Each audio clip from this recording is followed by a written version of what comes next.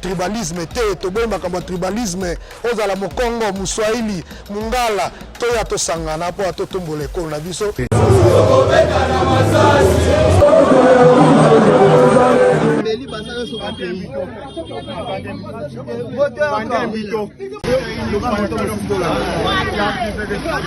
Kabuyati wewe wapanga.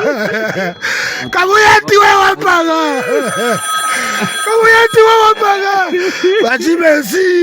Déclaration politique de la majorité extra-parlementaire de l'Union sacrée de la Nation. Nous, présidents des regroupements et partis politiques, associations et mouvements citoyens affiliés à la majorité extra-parlementaire de l'Union sacrée de la Nation, réunis en assemblée extraordinaire ce 6 juin 2025, réaffirmons notre soutien indéfectible au président de la République, chef de l'État et commandant suprême des forces armées et de la police nationale, son Excellence Félix Antoine Tshisekedi Tshilombo, avec nos hommages les plus différents. Soutien aux réformes institutionnelles et à la gouvernance. Nous exprimons notre attachement aux institutions, garantes de la stabilité et du bon fonctionnement de l'État. Face aux défis politiques, économiques et sécuritaires actuels, nous soulignons l'urgence d'une gouvernance souveraine et efficace, fondée sur les principes républicains et démocratiques. Notre engagement vise à renforcer la cohésion nationale, préserver l'ordre républicain et promouvoir des réformes essentielles à la consolidation de l'État et à l'amélioration des conditions de vie. Nous appelons à une mobilisation concertée pour garantir la pérennité des institutions et assurer un avenir prospère à la République démocratique du Congo.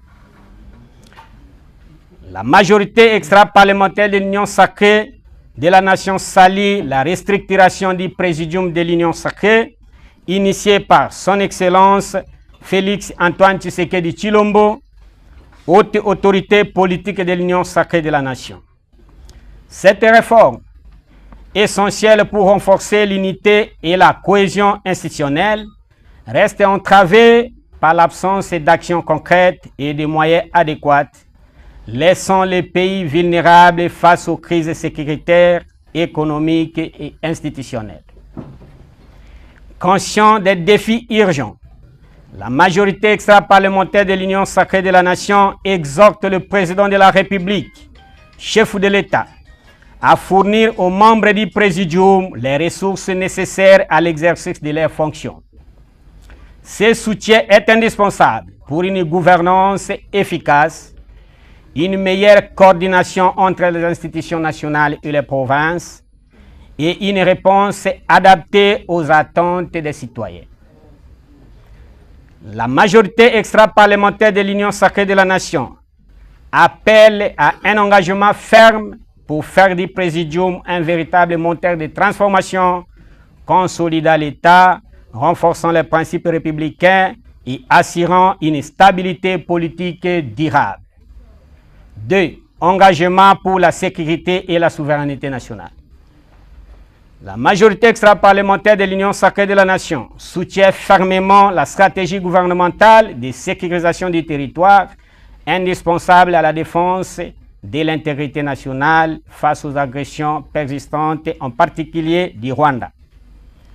La situation à l'est du pays, marquée par les exactions de l'AFC M23 et les ingérences étrangères, exige une réponse coordonnée et décisive.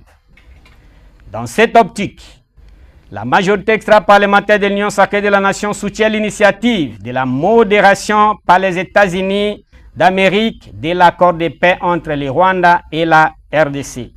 On soutient à la résolution des Nations Unies numéro 2773 pour la restauration de l'autorité de l'État sur cette partie du territoire national. Concernant le deal entre les États-Unis d'Amérique et la RDC sur l'exploitation de nos ressources naturelles contre la sécurité nationale.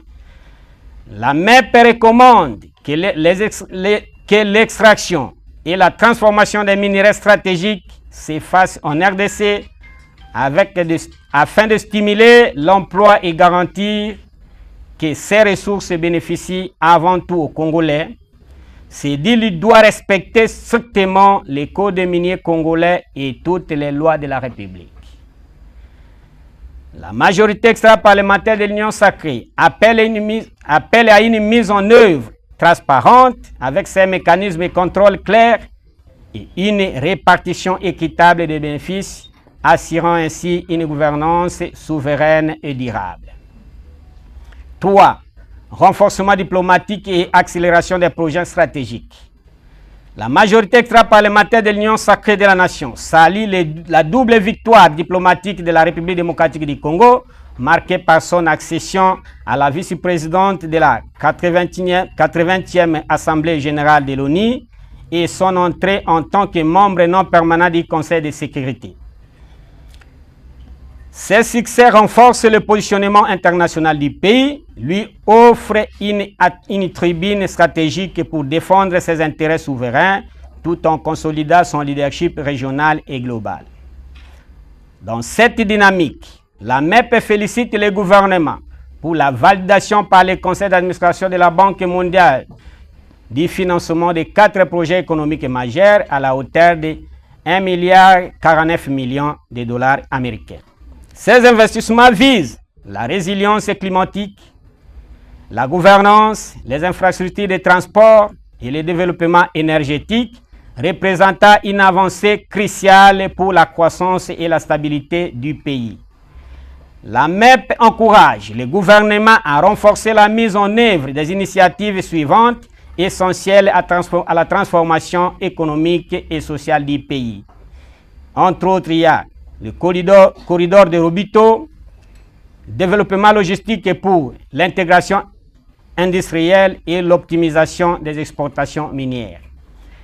Port en eau profonde de Banana, infrastructure stratégique pour renforcer l'indépendance maritime et stimuler les échanges commerciaux. Le développement énergétique, exploitation des potentialités hydroélectriques pour assurer une autonomie énergétique durable. ZLECAf, opportunités économiques nécessitant des ajustements stratégiques pour garantir la compétitivité nationale. L'Assemblée de la BAD de 2027. Plateforme clé pour mobiliser des investissements et renforcer le positionnement économique du pays. La MEP exhorte le gouvernement à accélérer ces chantiers avec rigueur et transparence afin de garantir leur efficacité et maximiser leur impact sur le développement et le rayonnement international de la RDC. 4. Soutien à la justice et renforcement de l'état de droit. La MEP réaffirme son engagement pour une justice indépendante, impartiale, transparente et garantit l'état de droit de la lutte contre l'impunité. Elle encourage les institutions judiciaires à poursuivre avec rigueur les procédures en cours. La MEP condamne les manœuvres anticonstitutionnelles de Joseph Kabila, dont le pacte citoyen vise à fragiliser et remettre en cause les institutions démocratiquement établies. Sa présence à Goma confirme son rôle dans la déstabilisation du pays aux côtés des forces armées rwandaises avec ses supplétifs AFC M23.